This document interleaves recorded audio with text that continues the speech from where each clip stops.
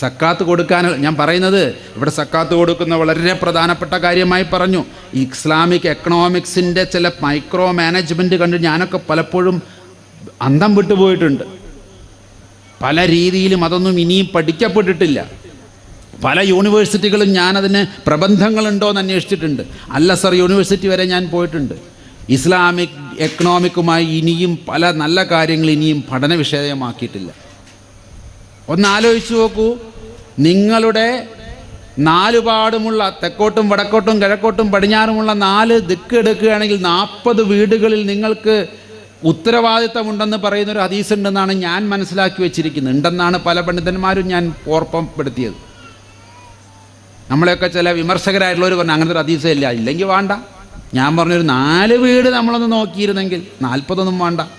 4 വീടുകൾ നമുക്ക് തെക്കും വടക്കും ചുറ്റും 4 വീട് നമ്മുടെ ഒരു മുസ്ലിമിന് ചുറ്റും 4 വീടുകളുടെ സുസ്ഥിതി അവൻ ഏറ്റെടുത്താൽ ഈ കേരളത്തിൽ റേഷൻ സംവിധാനം വിതരണം വേണ്ട, കേന്ദ്രത്തിൻ്റെയും വേണ്ട, കേരളത്തിൻ്റെയും വേണ്ട. അവനാരും പട്ടിണി കിടന്ന് മരിക്കൂല, അവരാരുടെയും മക്കൾ പഠിക്കാതിരിക്കൂല. എഡ്യൂക്കേഷന് വേണ്ടി നമുക്ക് കൊടുക്കാനായി സാധിക്കും. ഇത് ഓരോ ഇസ്ലാമിൻ്റെയും അത് എത്രത്തോളം മൈക്രോ ലെവൽ മാനേജ്മെൻറ്റാണ് ഇക്കണോമിക്സിൻ്റെ. പക്ഷെ ഇങ്ങനെയൊന്നുള്ളൊരു പ്രൊജക്റ്റ് ഇന്ന് വരെ ഒരു യൂണിവേഴ്സിറ്റികളിലും ഒരു സ്ഥലത്തും പഠിക്കപ്പെട്ടിട്ടില്ല എന്നുള്ളതാണ് എൻ്റെയൊക്കെ എന്നെപ്പോലുള്ള പുറമേ നിൽക്കുന്നവരിൽ നിന്നുള്ള വിഷമം. സക്കാത്ത് കൊടുക്കാൻ എളുപ്പമാണ്, പക്ഷെ ഈ ലെവലിലേക്ക് മാനേജ് ചെയ്യാനോ?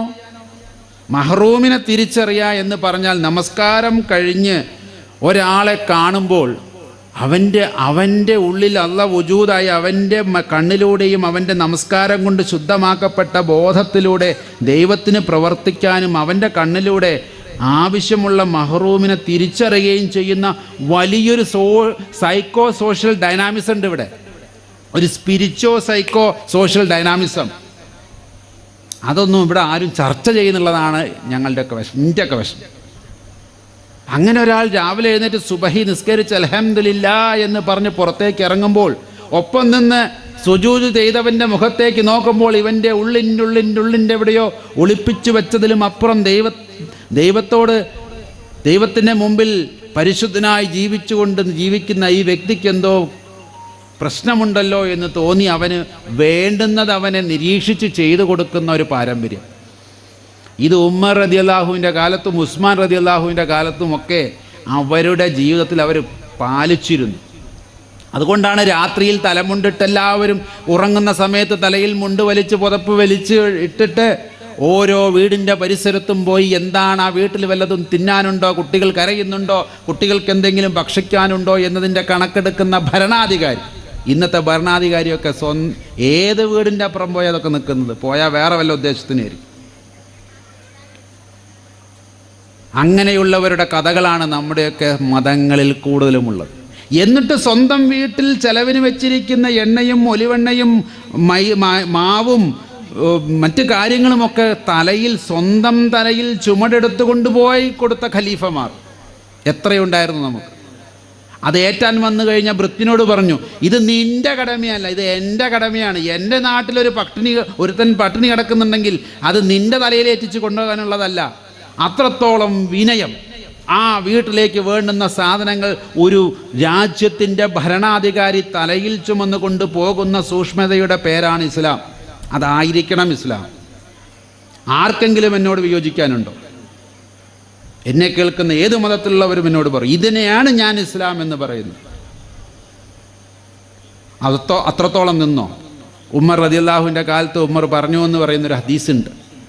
ടൈബ്രീസ് നദിയുടെ തീരത്ത് ഏതെങ്കിലും ഒരു കഴുത ഭക്ഷണം കിട്ടാതെ കരയുന്നുണ്ടെങ്കിൽ അതിൻ്റെ ഉത്തരവാദിത്തം ഞാൻ ഏറ്റെടുത്ത് രാജിവെക്കുന്നു എന്ന് പറയാൻ ധൈര്യമുള്ള എത്ര പഞ്ചായത്ത് മെമ്പർ, വാർഡ് മെമ്പർ മുതൽ അങ്ങ് പ്രധാനമന്ത്രി വരെയുള്ള എത്ര പേർക്കറിയാം? ഈ അർത്ഥത്തിലാണ് അവിടെയൊക്കെ മാതൃകാപരമായ പൊളിറ്റിക്സ്. അതായത് ഒരു കഴുത ഭക്ഷണം കിട്ടാതെ കരഞ്ഞാൽ മതി, ഞാൻ രാജിവെക്കുന്നു. ഇതിലുണ്ടോ പറയാൻ? അവനവൻ്റെ വാർഡിൽ കിടന്ന് മരിച്ചവരുടെ എണ്ണം അറിയാതെ പട്ടിണി കൊണ്ട് മരിച്ചവരുടെ എണ്ണം കൂടുന്ന കാലം. നമ്മുടെയൊക്കെ മൊത്തമായ ചില രീതികൾ കൊണ്ട് കേരളത്തിലൊക്കെ വളരെ കുറവാണെന്ന് കരുതിക്കോളി. പക്ഷേ ഇപ്പോഴും തമിഴ്നാട്ടിലും പല നോർത്ത് ഇന്ത്യൻ ഗ്രാമങ്ങളിലും ഇപ്പോഴും ഇതുണ്ട്. ഒരു നേരം തന്നെ എങ്ങനെ ഭക്ഷണം ഇപ്പോഴും കൊടുക്കുമെന്നറിയാത്ത ആളുകൾ ഇന്നും ഞാൻ കണ്ടിട്ടുണ്ട്. കേരളത്തിലില്ലാന്നുണ്ട്. ഇന്നിപ്പോൾ ഏതോ നൂറ്റാണ്ടിലെ കഥയില്ലെന്ന് പറഞ്ഞു. ഇന്ന് എൻ്റെ കൂടെ ആന്ധ്രയിലൊക്കെ വന്നു കഴിഞ്ഞാൽ രാവിലെ പോകുന്ന വണ്ടിയിൽ കയറണം. കാളകളില്ലാഞ്ഞിട്ട് അമ്മയെയും ഭാര്യയെയും നുകം വെച്ചുകൊണ്ട് ഉഴുന്ന കർഷകനെ ഞാൻ കഴിഞ്ഞ മാസം കണ്ടിട്ടുണ്ട്. കാളകളില്ല, ആടുകളില്ല, പിന്നെ ഇത് നില ഉഴണ്ടേ, ട്രാക്ടറും ഇല്ല. പിന്നെ ആകെ വീട്ടിലുള്ളത് തള്ളയും ഭാര്യയാണ്. രണ്ടാളെയും രണ്ട് പോത്തിനെ പോലെ കാളയെ പോലെ നിർത്തി മകനോ ഭർത്താവോ ഇങ്ങനെ ഉഴുതുണ്ടാക്കുന്ന മാമുമാണ് നമ്മളൊക്കെ ഉണ്ണുന്നത്. എന്നിട്ട് തിരിച്ച് നമുക്കൊന്നും ഉത്തരവാദിത്തം ഉണ്ടാവാൻ പാടില്ല. ഇത് പറയാത്ത മതമാണോ? ഇത്രയും ഡൈനാമിസം ഉൾക്കൊള്ളുന്നതാണ് ചാരിറ്റി. ഇനി ഹിന്ദു മതത്തിലേക്ക് വന്നാലോ, ജനസേവ, ജനാർദ്ദന സേവ, മാനവസേവ എന്ന് പറയുന്നതാണ് മാധവസേവ. നരസേവ തന്നെയാണ് നാരായണ സേവ, ജീവസേവ തന്നെയാണ് ശിവസേവ എന്ന് പറയുന്ന എത്രയെത്രയോ ശ്ലോകങ്ങൾ നമുക്ക് കാണാനുണ്ട്. ഈ ലോകം മുഴുവൻ ഒരു നീഢമാണ്, ഒരു കിളിക്കൂടാണ് എന്ന് പറയുന്ന അധ്യായങ്ങളുണ്ട്. നമ്മളെല്ലാവരും അങ്ങോട്ടും ഇങ്ങോട്ടും ഒന്നിച്ച് ജീവിക്കേണ്ട ഒരു കിളിക്കൂട്ടിൽ എങ്ങനെയാണോ അതിലെ കുട്ടികളെല്ലാം ഒന്നിച്ച് ജീവിക്കുന്നത്, അതുപോലെ അങ്ങോട്ടും ഇങ്ങോട്ടും ഉത്തരവാദിത്തമുള്ളവരാണെന്നാണ് എൻ്റെ അർത്ഥം. ഉദാരചരിതാനാം തു വസുദൈവ കുടുംബകം. ഉദാരചരിതന്മാർക്ക് ഉദാരചരിതനായിരിക്കണം, അല്ലാത്തവനെ കുറിച്ചുകൂടെ പറയുന്നത്. അവനിതൊന്നും ബോധം ഉണ്ടാവില്ല. മതത്തിലൂടെ ഉദാര മനസ്സിനെ നേടിയവൻ, മതത്തിലൂടെ തൻ്റെ മനസ്സ് കൽബിനെ മാറ്റിയെടുത്തവൻ, മത അനുഷ്ഠാനങ്ങളിലൂടെ തൻ്റെ മനസ്സിൻ്റെ ഉദാരതയിലേക്ക് മനസ്സിനെ ഉയർത്തിയവന് ഈ ലോകം വസുദൈവ കുടുംബം, ഒരൊറ്റ കുടുംബമാണ്. ഈ വസുന്ധര, ഈ ഭൂമിയിലുള്ളവർ എല്ലാവരും ഒരൊറ്റ കുടുംബമാണ്. ഒറ്റ കുടുംബത്തിലുള്ളവർക്ക് ഉത്തരവാദിത്തമില്ല അങ്ങോട്ടും ഇങ്ങോട്ടും. 2000 കൊല്ലം മുമ്പ് ഈസാ നബി അലൈഹി സ്വലാം ബൈബിളിൽ കൃത്യമായി പറഞ്ഞു വെച്ചിരിക്കുക, നിന്നെപ്പോലെ. അതാണ് അതിൻ്റെ സ്റ്റാൻഡേർഡ്, അളവുകോൽ അവിടെയാണ്. നിനക്കത് ആവശ്യമുണ്ടെങ്കിൽ നിന്നോട് എങ്ങനെ പെരുമാറണമെന്ന് നീ ആഗ്രഹിക്കുന്നു അതുപോലെ തിരിച്ച് പെരുമാറുക. യാക്കോബ് അപ്പസ്തോലൻ്റെ ഒരു ലേഖനമുണ്ട് അവസാനം ബൈബിളിൻ്റെ ലാസ്റ്റ് ഭാഗങ്ങളിൽ. കൃത്യമായി അദ്ദേഹം പറയുന്നു, കാണപ്പെടാത്ത ദൈവത്തെ സ്നേഹിക്കുന്നു എന്ന് പറയുകയും കാണപ്പെടുന്ന സഹോദരനെ ദേഷിക്കുകയും അവൻ്റെ കാര്യങ്ങൾക്കൊന്നും നിന്നുകൊടുക്കാതെ അവൻ്റെ ആവശ്യങ്ങൾക്ക് മുഖം തിരിഞ്ഞു നിൽക്കുന്നവനുമൊക്കെ കള്ളനാകുന്നു. ഒരാളുടെ കള്ളൻ എന്നതിൻ്റെ ഡെഫിനിഷൻ യേശു സമ്പ്രദായം, യേശു മാർഗം പറയുന്നത് അതാണ്. യേശുവിൻ്റെ അപ്പസ്തോലന്മാരത് പറയുന്നത് അങ്ങനെയാണ്. സ്നേഹമില്ല എങ്കിൽ നിങ്ങൾ മുഴങ്ങുന്ന ചേമ്പലയോ കൈത്താളമോ ഒക്കെ ആകുന്നു എന്ന് പൗലോസ് ശ്ലീഹ കൊരിന്ത്യക്കാർക്ക് എഴുതിയ ലേഖനത്തിൽ പറയുന്നുണ്ട്. Without love you are nothing. ഈ സ്നേഹത്തിൻ്റെ പ്രഫുല്ലമാണ് നമ്മളെല്ലാം ഇത്തരം പ്രവർത്തനങ്ങളിലൂടെ കാണിക്കേണ്ടത്, കാണുന്നത്. ഇനി ഞാൻ നേരത്തെ സൂചിപ്പിച്ചൊരു അത്ഭുതമുണ്ടല്ലോ, എന്നെ എപ്പോഴും അത്ഭുതപ്പെടുത്തിയിട്ടുണ്ട്. നോട്ട് എ വണ്ടർ, ഇങ്ങനെ എന്നുള്ള അർത്ഥത്തിലല്ല, അതൊരു വല്ലാത്തൊരു ഒരു ചോദ്യചിഹ്നമായി നിൽക്കുന്നുണ്ട്. യേശു രണ്ടാമതും വരുമ്പോൾ, ഈസാ നബി അലൈഹി സ്വലാം രണ്ടാമതും വാനമേഘങ്ങളിൽ വരുമെന്ന് മുസ്ലിങ്ങളും വിശ്വസിക്കുന്നുണ്ട്. അദ്ദേഹം ഇവിടെ അങ്ങോട്ടും ഇങ്ങോട്ടും ഒരു ജഡ്ജ്മെൻ്റ് നടത്തുമെന്നും രണ്ട് മതങ്ങളും വിശ്വസിക്കുന്നുണ്ട്. അതിൽ പ്രത്യേകിച്ച് ഈസാ നബിയുടെ വരവുമായി ബൈബിളിൽ പറയുന്നൊരു കാര്യമുണ്ട്. അവർ ലോകത്തിലുള്ളവരെ രണ്ടാക്കി വിഭജിക്കും. ഇടത്ത് നിൽക്കുന്നവർ ഒരു ഭാഗവും വലത് നിൽക്കുന്നവർ ഒരു ഭാഗവും. ഇടതുഭാഗത്ത് നിൽക്കുന്നവരോട് അവൻ കൽപ്പിക്കും, നിങ്ങളെനിക്ക് വിശന്നു, ഭക്ഷണം തന്നില്ല. നിങ്ങളെനിക്ക് ദാഹിച്ചതായി കണ്ടു, നിങ്ങളെനിക്ക് വെള്ളം തന്നില്ല. ഞാൻ നഗ്നനായിരുന്നു, നിങ്ങളെന്നെ ഉടുപ്പിച്ചില്ല. ഞാൻ കാരാഗ്രഹത്തിലായിരുന്നു, നിങ്ങളെന്നെ വന്ന് കണ്ടില്ല. അവർ ചോദിച്ചു, ഇതൊക്കെ എപ്പോൾ? താടിയും മുടിയും വെച്ച് ഗ്ലോഹയൊക്കെ ഇട്ട ഒരാളെ ഞങ്ങൾ കണ്ടിട്ടില്ല ബുദ്ധിമുട്ടിൽ. അതുകൊണ്ട് തന്നെ നിൻ്റെ മുഖച്ഛായുള്ളവരെയൊന്നും ഞങ്ങൾ കണ്ടിട്ടില്ലല്ലോ, പിന്നെ ഞങ്ങളെങ്ങനെ തിരിച്ചറിയും നീ വന്നു എന്നത്? ഞങ്ങളടുത്തേക്കൊക്കെ വന്നു എന്തെന്നാ ഉറപ്പ്? അപ്പോൾ പറയുന്നൊരു വാചകമാണ്, whatsoever you do to the least of my brothers and sisters that you do unto me.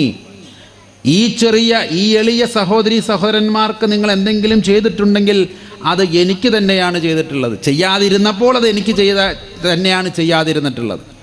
ഈ വലതു ഭാഗത്തുള്ളവരോട് പറയും, എനിക്ക് ദാഹിച്ചു, നിങ്ങളെനിക്ക് വെള്ളം തന്നു. എനിക്ക് ഭക്ഷണമില്ലായിരുന്നു, നിങ്ങളെനിക്ക് ആഹാരം തന്നു. ഞാൻ കാരാഗ്രഹത്തിലായിരുന്നു, എന്നെ വന്ന് കണ്ട് ആശ്വസിപ്പിച്ചു. ഞാൻ നഗ്നനായിരുന്നു, നിങ്ങൾ എന്നെ ഉടുപ്പിച്ചു എന്ന് പറഞ്ഞ് ഒരുപാട് കാര്യങ്ങൾ പറയുമ്പോൾ അവരും ചോദിക്കും, ഞങ്ങളിങ്ങനെയുള്ള ഒരു ഫിഗറിന്, യേശു എന്ന് പറയുന്ന ഒരു ഫിഗറിന് ഞങ്ങളിതൊന്നും ചെയ്തിട്ടില്ലല്ലോ. അപ്പോഴും അദ്ദേഹം പറയുന്നത്, whatsoever you do to the least of my brothers and sisters that you do unto me, അത് നിങ്ങൾ എനിക്ക് തന്നെയാണ് ചെയ്തത്. എന്നിട്ട് അവരോട് പറയും പിതാവിൻ്റെ മഹത്വത്തിലേക്ക്, പിന്നെ അവരെ സ്വർഗത്തിലേക്ക് കൊണ്ടുപോകുന്നൊരു കാഴ്ചയൊക്കെയാണ്. അപ്പോൾ മറ്റുള്ളവർ ഒന്നുകൂടി പറഞ്ഞു നോക്കും, ഞങ്ങൾ നിൻ്റെ പേരിൽ പല അത്ഭുതങ്ങളും പ്രവർത്തിച്ചിട്ടുണ്ട്. കണ്ണ് കാണാത്തവർക്ക് കണ്ണ് കൊടുത്തു, മൂക്ക് കേൾക്കാനില്ലാത്തവർക്ക് മൂക്ക് കൊടുത്തു, ചെവി കേൾക്കാത്തവന് ചെവിട് കൊടുത്തു, ഊമയെ സംസാരിപ്പിച്ചു, പള്ളി പണിതു, അത് ചെയ്തു, ഇത് ചെയ്തു എന്നൊക്കെ ഒന്ന് ലിസ്റ്റ് ഔട്ട് ചെയ്യും അവർ ചെയ്ത അത്ഭുതങ്ങൾ. നിൻ്റെ നാമത്തിൽ ഞങ്ങളിതൊക്കെ ചെയ്തില്ലേ? ആ പറയുന്ന ലാസ്റ്റ് വാചകം എന്നെ എപ്പോഴും ഷെയ്ക്ക് ചെയ്യുക. എപ്പോഴും എനിക്കത് കേൾക്കുമ്പോൾ ഒരു വിറയലാണ്. യേശുവിൻ്റെ വാചകം കടമെടുത്ത് പറയുകയാണെങ്കിൽ, ഐ നെവർ ന്യൂ യു, ഞാൻ നിങ്ങളെ ഒരു നാളും അറിഞ്ഞിട്ടില്ല. എന്തൊരു കഷ്ടമെന്ന് ആലോചിച്ച് നോക്കി. ഇതൊക്കെ ചെയ്തിട്ട് യേശുവിൻ്റെ നാമത്തിൽ ഇതെല്ലാം ചെയ്തിട്ട് അവസാനം പറയാം ഞാനത് അറിഞ്ഞിട്ടേ ഇല്ല. അറിഞ്ഞു ചെയ്തത് തെറ്റായിപ്പോയി എന്ന് പറഞ്ഞാൽ നമുക്കൊരു ഒരു ഒരു സ്കോപ്പുണ്ട്. ഇതൊക്കെ പുള്ളിക്കാരൻ അറിയുന്നുണ്ടായിരുന്നു. പക്ഷെ ദൈവികമായ തിയോളജി അല്ലെങ്കിൽ ദൈവത്തിൻ്റെ ചില രീതികൾ ഇങ്ങനെയാണ്, അറുത്ത് മുറിച്ചങ്ങ് പറഞ്ഞു കളയും. ഞാൻ നിങ്ങളെ ഒരു നാളും അറിഞ്ഞിട്ടില്ല. അങ്ങനെയല്ല അച്ഛാ അതിൻ്റെ കറക്റ്റ് വാക്ക്. I have never known you. ഒരിക്കലും ഞാൻ അതായത് എല്ലാം അറിയുന്ന ദൈവഭാഗത്ത് നിൽക്കുന്ന ഒരു വ്യക്തി പറയുകയാണ്, ഞാൻ നിങ്ങളെ അറിഞ്ഞിട്ടില്ല ഒരു നാൾ. നിങ്ങൾ ഈ ചെയ്ത അത്ഭുതങ്ങളും ചെകിടന് കേട്ടതും മരിച്ചവൻ ഉയർത്തതൊന്നും ഞാൻ അറിഞ്ഞില്ല. അപ്പോൾ എത്രത്തോളം പ്രധാനമാണ് യേശു സമ്പ്രദായത്തിലുള്ള യേശുവിൻ്റെ പഠനങ്ങളുമായി ബന്ധപ്പെട്ട് ചാരിറ്റി പ്രവർത്തനത്തിന് മറ്റുള്ളവരുടെ സഹായം. എന്നിട്ട് മനോഹരമായി നല്ല സമരിയാക്കാരൻ്റെ ഉപമയും പറഞ്ഞ് ആരാണ് തൻ്റെ അയൽക്കാരൻ എന്നതിൻ്റെ അതിന് വിശദീകരണം എന്നോണം അദ്ദേഹം ഒരു ഉപമ പറഞ്ഞുകൊണ്ട് അത് നിർത്തുകയാണ് ചെയ്യുന്നത്. ഉപമ വലിയൊരു ഉപമയായതുകൊണ്ട് ഞാനതിലേക്ക് പോകുന്നില്ല. എങ്കിലും അവർ വിചാരിച്ചവരല്ല ആ കഥയിലെ നല്ല അയൽക്കാരനായി വർത്തിച്ചത്. അതേ മതത്തിൽപ്പെട്ട പുരോഹിതനോ അതേ മതത്തിൽപ്പെട്ട കപ്യാരി പണിയെടുക്കുന്നവനോ അല്ലെങ്കിൽ അതുമായി ബന്ധപ്പെട്ട ആ ക്ഷേത്രവുമായി ബന്ധപ്പെട്ട് അല്ലെങ്കിൽ പള്ളിയുമായി ബന്ധപ്പെട്ട് ഉപജീവനം നയിക്കുന്ന ലേവ്യനോ പുരോഹിതനോ അവരൊന്നുമല്ല യേശു പറഞ്ഞുകൊടുത്തുള്ള അയൽക്കാരൻ. സമരിയാക്കാര ദേശത്ത് വിജാതീയനായ ഒരുത്തൻ അവിടെ കയറി ആ മുറിവേറ്റവനെ ശുശ്രൂഷിക്കുകയും അതിനു വേണ്ടുന്ന എല്ലാ ഹിലുമത്ത് ചെയ്തു കൊടുക്കുകയും ചെയ്തവനെയാണ് യഥാർത്ഥ അയൽക്കാരനായി യേശു അവിടെ കൊണ്ടുവരുന്നത്. അവിടെ ജാതിയും തമ്മിൽ ബന്ധുത്വമില്ലാത്തവനും ശത്രുതയുള്ളവനുമായുള്ള മറ്റൊരു സമൂഹത്തിലൊരാൾ ചെയ്തതിനെയാണ് യേശു അവിടെ പറഞ്ഞത് എന്നതിൻ്റെ സോഷ്യൽ ഡൈനാമിസം എത്രത്തോളം ഉണ്ടെന്ന് നമ്മളൊന്ന് മനസ്സിലാക്കും. ഇനി ഇതേ കഥ തന്നെ ഹദീസുകളിൽ നമുക്ക് കാണാനായിട്ട് സാധിക്കും. ഹദീസിൽ പക്ഷേ അവസാന ദിവസമായ അന്ത്യദിനത്തിൽ ന്യായം വിധിക്കാൻ വരുന്നത് അല്ലാഹു തആല തന്നെയാണ്. അദ്ദേഹം ഇതേ ചോദ്യം ചോദിക്കുന്നുണ്ട്. എനിക്ക് ദാഹിച്ചപ്പോഴും വിശന്നപ്പോഴും നഗ്നനായിരുന്നപ്പോഴും ഒന്നും എനിക്ക് നിങ്ങൾ തന്നില്ലല്ലോ, എനിക്ക് തന്നല്ലോ എന്നൊരു കൂട്ടരും. അങ്ങനെ യമി എന്ന വാക്കിൻ്റെ പേരിൻ്റെ അർത്ഥം അത് സംസ്കൃതമാണ്, പക്ഷേ അറബിയിലുണ്ട് യമി എന്നുള്ള വാക്ക്. വലതുവശത്ത് നിൽക്കുന്നവൻ എന്നൊക്കെ, വലതുവശത്തിൻ്റെ ആൾക്കാർ എന്നൊക്കെയാണ് അർത്ഥം. യമി എന്നുള്ള വാക്കിൻ്റെ അർത്ഥം ഇവിടെ ഇവരോടൊക്കെ ചോദിച്ചാൽ ഉസ്താദ് തലയാട്ടുന്നുണ്ട്. അപ്പം ഞാനും എൻ്റെ പേരിൽ കൊണ്ട് രണ്ടർത്ഥത്തിൽ, സംസ്കൃതത്തിൽ അതിനൊരർത്ഥമുണ്ട്. ഞാനും ഈ യമീയുടെ ഭാഗത്ത് നിൽക്കാൻ ഇഷ്ടപ്പെടുന്നവരാണ്. ആ ഹദീസിലാണ് ആ വാക്ക് യമി എന്നുള്ള വാക്കുള്ളത്. ആ വലതുവശത്ത് നിൽക്കുന്നവരുടെ കൂട്ടത്തിലാകണേ എന്നായിരിക്കണം നമ്മുടെയൊക്കെ. അതിന് തൗഫീക്കും ഹിദായത്തും ഒക്കെ ഉണ്ടാകണേ എന്ന് നമ്മൾ പ്രാർത്ഥിക്കേണ്ടതുണ്ട്. അതിനാണ് ദൈവത്തോട്, ദൈവമേ ആ നല്ലവരുടെ കൂട്ടത്തിൽ, സിറാത്തുൽ മുസ്തഖീം, നേരായ മാർഗത്തിൽ ചരിച്ചവരുടെ മാർഗത്തിലെ ഞങ്ങളാക്കണമേ എന്ന സൂക്ഷ്മതയാണ് ഓരോ ഇസ്ലാം വിശ്വാസിയും എത്ര പ്രാവശ്യമാണ് രാവിലെ തൊട്ട് വൈകുന്നേരം വരെ നമസ്കരിക്കുമ്പോൾ എത്ര പ്രാവശ്യം നമ്മളത് ചൊല്ലുന്നുണ്ട്. പിഴച്ചവരുടെയും ദൈവകോപത്തിന് ഇരയായവരുടെയും മാർഗത്തിലല്ല എന്ന് പറയുമ്പോൾ എന്താണ് ഉദ്ദേശിക്കപ്പെടുന്നത്? നമുക്ക് ലഭിച്ചതായിട്ടുള്ള ഹിദായത്ത് തൗഫീക്ക് നിലനിർത്തി കൊണ്ടുപോകണമെങ്കിൽ ഈ പറയുന്നത് പോലുള്ള പ്രവർത്തനങ്ങൾ ഉണ്ടായേ പറ്റൂ. ഞാൻ മനസ്സിലാക്കിയത് ഇതാണ്. മിസ്കീനായിട്ടുള്ളവരെയും മഹ്റൂമിങ്ങളെയും തിരിച്ചറിയുക എന്നാണ് ആയത്തിൽ രണ്ട് വാക്ക് ഉപയോഗിച്ചിട്ടുണ്ട്, മിസ്കീൻ ആൻഡ് മഹ്റൂം. എന്താ രണ്ടും തമ്മിലുള്ള വ്യത്യാസം? മിസ്കീൻ എന്ന് പറഞ്ഞാൽ പാവപ്പെട്ടവൻ, ഇല്ലാത്തവൻ. ആ ഇല്ലാത്തവൻ ഒരുപാട് ആനുകൂല്യം കൊടുത്തിട്ടുള്ളൊരു മതമാണ് ഇസ്ലാം. അങ്ങോട്ട് കയറി ചെന്ന് ചോദിക്കാം, ഞാനൊരു പാവപ്പെട്ടവനാണെന്നും എനിക്ക് മറ്റ് മാർഗങ്ങളില്ലെന്നും എനിക്ക് ഉറപ്പായാൽ എനിക്കൊരു മുതലാളിയോട് പോയി ചോദിക്കാം. ഞാൻ ചെന്ന് വിശ്രമിച്ച മുതലാളിയുണ്ട് ഇവിടെ, ബിജു, ബിജു സാറിൻ്റെ വീട്ടിലാണ് ഞാൻ. അദ്ദേഹത്തിൻ്റെ വീട്ടിലേക്ക് ധൈര്യമായിട്ട് ചെന്നിട്ട് ചോദിക്കാം, നിങ്ങളുടെ സക്കാത്തിന് എനിക്ക് അർഹത ഉണ്ട്, തരാൻ പറ്റുമോ എന്ന്. അത് ഇസ്ലാം കൊടുക്കുന്നൊരു സ്വാതന്ത്ര്യമാണ്. മറ്റൊരു മതവും കൊടുക്കാത്ത ഒരു പ്രത്യേക എക്കണോമിക്കൽ രീതിയാണ്. ആവശ്യക്കാരന് കയറി ചെന്ന് എൻ്റെ അവകാശം തായോ എന്ന് പറയാനുള്ള ഒരു ഡൈനാമിസം അത് വേറെ. മറ്റവരൊക്കെ കൊടുക്കുന്നവൻ്റെ കാരുണ്യത്തിലാണ് ആശ്രയിക്കുന്നത്. ഇത് വാങ്ങുന്നവൻ്റെ അവകാശത്തിന്മേലാണ് സക്കാത്ത് നിലനിർത്തുന്നത്. അതുകൊണ്ട് മിസ്കീന് നിങ്ങൾ കൊടുത്തില്ലെങ്കിൽ ചോദിച്ചു വാങ്ങിക്കോളും. പക്ഷേ ഈ രണ്ടാമത് പറഞ്ഞ മഹ്റൂമുകളുണ്ടല്ലോ, മഹ്റൂമീങ്ങൾ, ഹറാമാക്കപ്പെടുക എന്ന വാക്കിൻ്റെ മറ്റൊരു രൂപമാണ് മഹ്റൂം. എന്ത് ഹറാമാക്കപ്പെട്ടവൻ? ദൈവം തന്നെ ചിലവർക്ക് സമ്പത്ത് ഹറാമാക്കപ്പെട്ട് കൊടുത്തിട്ടുണ്ട്. നീ അത് ഈ ജന്മത്തിൽ ഉപയോഗിക്കേണ്ട എന്ന് പറഞ്ഞത് നല്ല അർത്ഥത്തിലാണ്. കാരണം അതുകൊണ്ടുണ്ടാകുന്ന ദോഷങ്ങളിൽപ്പെട്ട് അവൻ ഇഹവും പരവും നഷ്ടപ്പെടാതിരിക്കാൻ ദൈവം തന്നെ ചിലവർക്ക് സമ്പത്ത് ഹറാമാക്കി കൊടുക്കും. ആ കൂട്ടത്തിലൊക്കെ പെട്ടാൽ ഞാനിട്ടോ. കാരണം ഈ ഒരു വിധാനത്തിൽ ജീവിക്കുമ്പോൾ, ഇപ്പോൾ ഇവിടെ വന്നപ്പോൾ അവർ പറഞ്ഞു 2 നേരത്തെ കുറച്ച് എന്താണ് പച്ചക്കറി തിന്നണം. അതിനൊന്നും ഇത്ര വലിയ സമ്പാദിക്കേണ്ട കാര്യമൊന്നുമില്ല. എന്നാൽ ലക്ഷക്കണക്കിന് രൂപ ശമ്പളം വാങ്ങിയിരുന്ന ഒരാളായിരുന്നു ഞാൻ. പിന്നെ മനസ്സിലായി എന്തിനാപ്പത്. ആ സമ്പത്ത് ദൈവം ഹറാമാക്കപ്പെട്ടൊരു സമയമുണ്ടായിരുന്നു. അതിൻ്റെ അർത്ഥം എല്ലാവർക്കും അല്ല കേട്ടോ, മഹ്റൂമിനെ സംബന്ധിച്ചായി പറയുന്നു. അങ്ങനെയുള്ളവർ എങ്ങനെയാണ് ജീവിക്കുക പിന്നീട് എന്ന് ചോദിച്ചു കഴിഞ്ഞാൽ, അവരാരും അവരുടെ ദൈന്യത മറ്റുള്ളവരെ കാണിക്കാൻ ഇഷ്ടപ്പെടില്ല, അത് ചർച്ച ചെയ്യില്ല. അവൻ്റെ വീട്ടിൽ അടുപ്പ് പുകഞ്ഞിട്ടില്ലെങ്കിലും ഭാര്യയ്ക്കും മക്കൾക്കും പട്ടിണിയാണെങ്കിലും അവൻ ചോദിക്കില്ല, ഇത് അവകാശമായി ഞാനൊരു മിസ്കീനാണെന്ന ബോധത്തിൽ ചെന്ന് ആരോടും ചോദിക്കില്ല. കണ്ടറിഞ്ഞ് ദൈവം തന്നെ അതിനുള്ള പരിഹാരം മറ്റുള്ളവരിലൂടെ ചെയ്തു കഴിഞ്ഞാൽ അവനത് വാങ്ങും. സഹാബത്തിൻ്റെ കൂട്ടത്തിൽ ഒരുപാട് മഹ്റൂമികളുണ്ടെന്ന് ഞാൻ കേട്ടിട്ടുണ്ട്. അപ്പോഴാണല്ലോ ഈ എന്തുകൊണ്ടാണ് ഈ ഖുർആൻ ആയത്ത് അവിടെ ഇറങ്ങിയത് എന്ന് നമുക്ക് മനസ്സിലാക്കേണ്ടത്. കാരണം എല്ലാവരും ഭക്ഷണം കഴിച്ച പോലെയൊക്കെ കാണിക്കും. അതേപോലെ പുറത്തേക്ക് ഇറങ്ങി നോക്കി അവൻ്റെ വീട്ടിൽ നിന്നും പുക ഉയരുന്നുണ്ട്. അപ്പോൾ സാധാരണക്കാരായിട്ടുള്ള സഹാബികൾ എന്ത് വിചാരിക്കും? ആ സഹാബീൻ്റെ വീട്ടിൽ എന്തോ ഉണ്ടാക്കുന്നുണ്ട്, പുകയൊക്കെ പോകുന്നുണ്ടോടി, കുറച്ച് പുകയൊക്കെ പോകുന്നുണ്ട്. അതിൻ്റെ അർത്ഥം വെറുതെ വെള്ളം തിളപ്പിക്കുകയോ അല്ലെങ്കിൽ അടുപ്പ് കത്തിച്ച് പുകയ്ക്കുകയായിരിക്കും. ഒന്നുമില്ല, അടുപ്പത്ത് വെക്കാൻ പച്ചവെള്ളം പോലും ഉണ്ടാവില്ല. എന്നിരുന്നാലും അവൻ ആരോടും ചോദിക്കില്ല. അവൻ ദൈവത്തിൽ ഭരമേൽപ്പിച്ചവനാണ്. ദൈവമേ, എനിക്കിത് നിഷേധിച്ചത് നീയാണെങ്കിൽ നീ തന്നെയാണ് ഇതിനൊരു പരിഹാരം ചെയ്യേണ്ടത് എന്ന ബോധത്തിൽ നിൽക്കുന്നവനാ. അങ്ങനെയുള്ളവൻ പോയി ഇറക്കൂല, ചോദിക്കൂല. അല്ലെങ്കിൽ അവന് ചോദിക്കാനുള്ള അർഹത അല്ലെങ്കിൽ അങ്ങനെ ചോദിക്കാനുള്ള മനസ്സവനുണ്ടാവില്ല. അങ്ങനെയുള്ളവരെ മനസ്സിലാക്കുന്നത് നമസ്കാരം നിലനിർത്തുന്നവനാണ്. അതാണ് നമസ്കാരം നിലനിർത്തിയവൻ്റെ ലക്ഷണം.